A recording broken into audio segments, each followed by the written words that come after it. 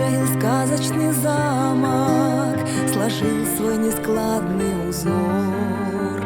Я листьями выписал небо, я вывел ветвями покой, травою и запахом хлеба мне замок ответил домой.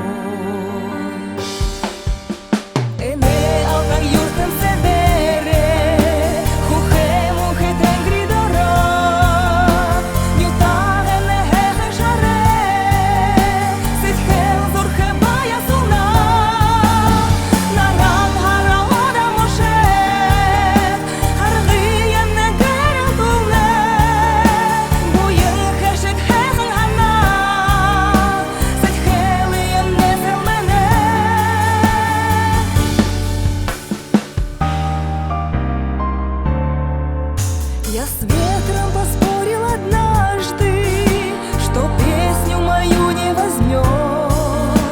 Он вырвал ее, будто каждый куплет за меня.